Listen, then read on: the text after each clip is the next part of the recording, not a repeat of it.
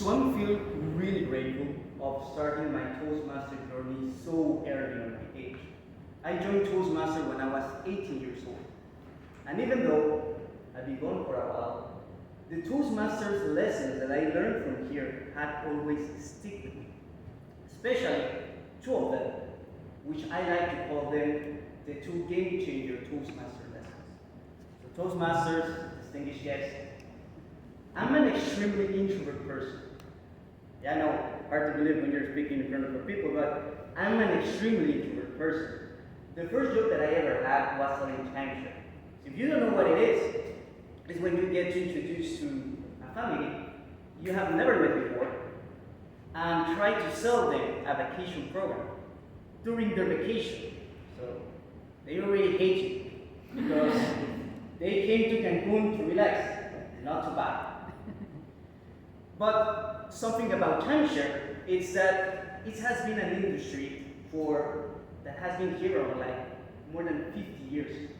So the moment you show up, they give you like a manual, this day, with everything you have to say in order to have the sale. And I'm a very methodic person. The first time I get that manual, I learn word by word what to say, even before they introduce me to the first family. But something strange happened.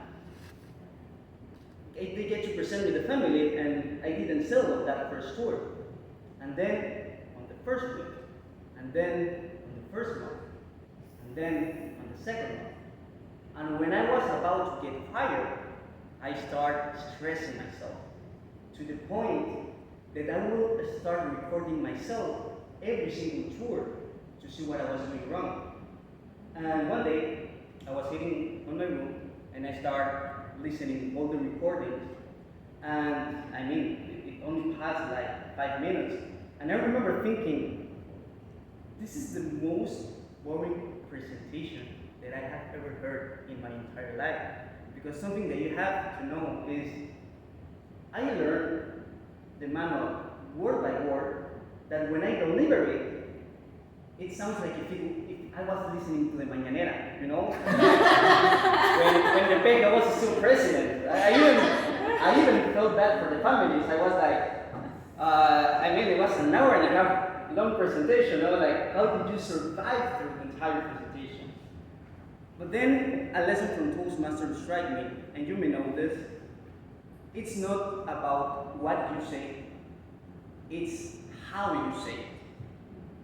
And most of us are afraid of giving our first presentation because, you know, I don't have anything interesting to say. But the truth is, everything can be interesting as long as you learn how to communicate the message. And once you learn that, I mean, that's a game changing. At least it was for me.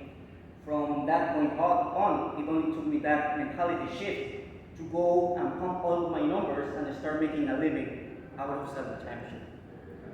But the biggest lesson that I ever learned came back a few years later.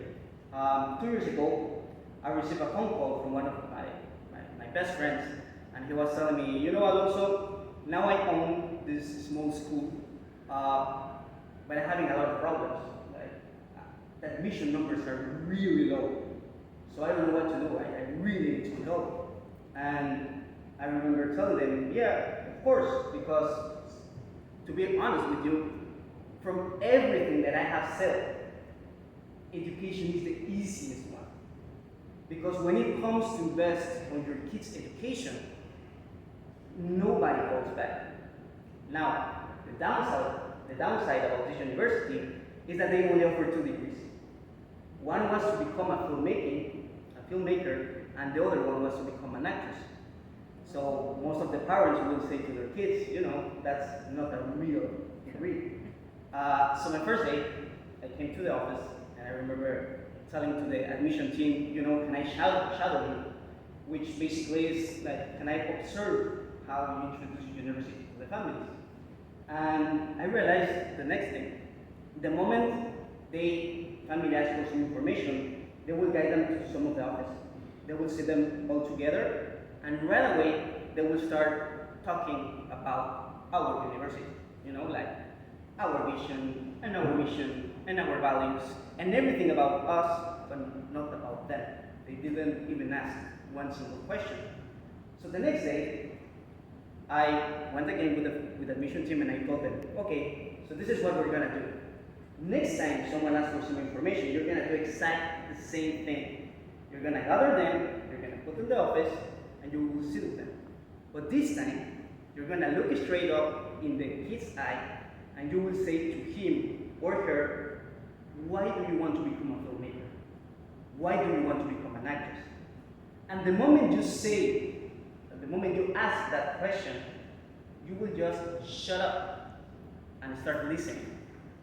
And let me tell you, I don't know about you, but as a parent, if you get to hear from your kid, I want to become a filmmaker, I want to become an actress, because that has always been my dream, and I want to work in something that I feel passionate about, I mean, that's a game-changing moment.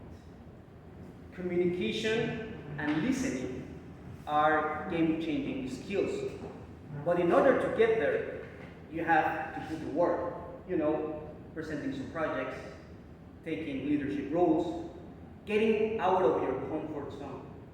And it's not until that point that it will change your life.